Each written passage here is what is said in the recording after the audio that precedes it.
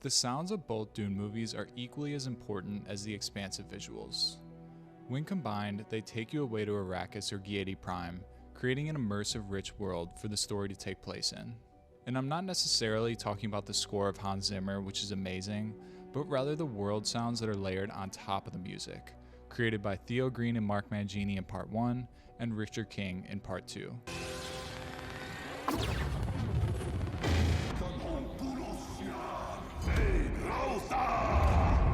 Over the course of the first film, they used unique and specific sounds at key moments in the story to signal character development, and when they returned to make Dune Part 2, they reused those sounds at a similar rhythm. In the second movie, I was immediately called back to each point in the first film whenever I heard the overlapping sounds. With the world of Dune already established from Part 1, Denis and his team were able to expand and take more risks in the second film. This sound played a huge role in continuing to serve as a foundation for the story and the characters.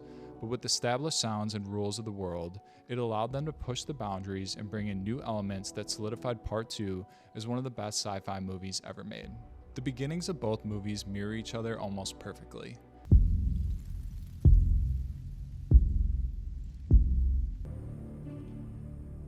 Sister. In Part 1, it was more of a bass drum. In Part 2, it was a lighter tone. You also have narration by two characters, adding context to the world and setting up the opening. As the story in Part 2 picks up, you may have recognized the first use of an exact sound from Part 1, this high-pitched warp sound when Jessica is going through the water of life.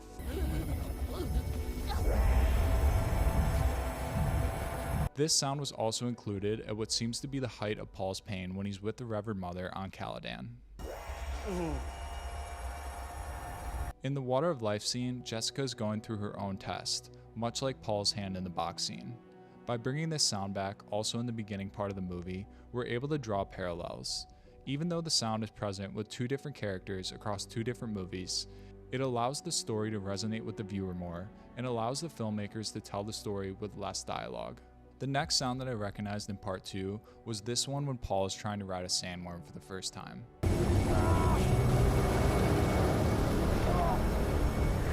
This sound was also in the Gom Jabbar scene. It pops up as Paul is beginning to believe in his abilities and overcome the pain he's experiencing.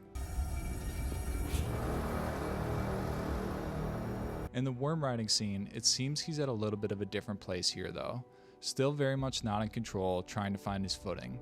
Maybe this is signaling that the worm ride is a tougher task, or maybe they felt this more ominous sound would match the peril Paul is going through. And later on in the worm riding scene, we're once again in awe, and just like this scene in Part 1 where the worm attacks a harvester, we're greeted with this ethereal sounding score complete with sand effects.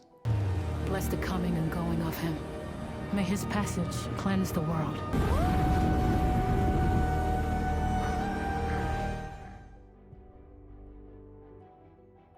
In the second part, they were able to expand and take a deeper dive into the world of Dune. With less world building in Part 2 and extra 10 minutes of runtime, you really felt the extra detail. Most of that time was spent diving into Fremen culture. With scenes inside multiple sieges and insights into Fremen traditions and ways of living, we left with a greater understanding of who they are and what they stand for. One of my favorite details came from Stilgar and his bird call sounds that blended into the surrounding environment and acted as a secret code between Fremen. During this scene, I was initially confused as to how we got here or why this building was being blown up, but after rewatching, I recognized the quick sound at the beginning in the silence was a reference to Stilgar's bird call.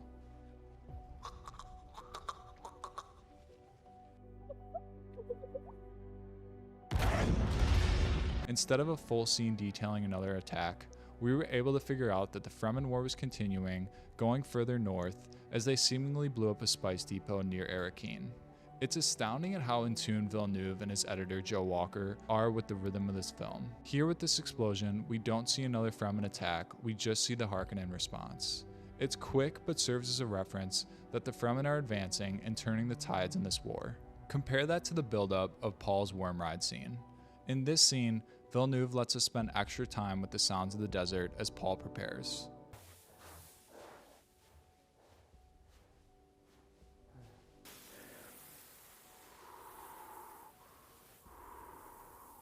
We hear the sand crunch and the wind blow, and the lack of music in the scene allows the intensity to build. We feel Paul's fear and Chani's apprehension, and then choosing to have one last moment of tension with the shot of Paul's back foot trying to push off the worm. But we linger here too for a moment before the music swells on push off.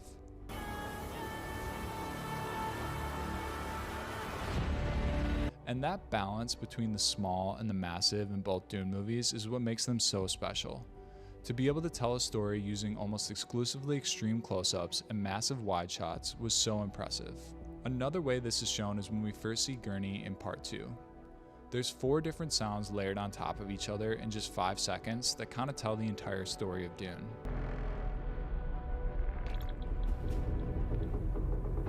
We hear the mechanic groan of the harvester as it touches down.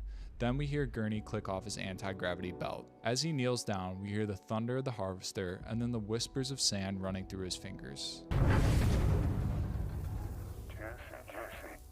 That dichotomy is present throughout Dune, in the sounds, the shots, the characters, everything.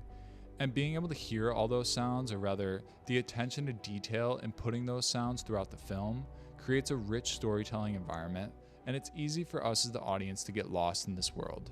And spending the extra time on these close-up shots, whether it's the hand motif or the focus on the eyes, it feels different than most blockbusters these days.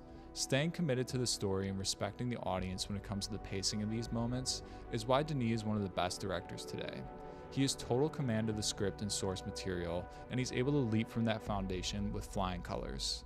So what were your favorite sounds in Dune? How many times have you rewatched this movie since it came out? Let me know in the comments, and I appreciate you all watching. Be sure to subscribe for more film analysis in the future.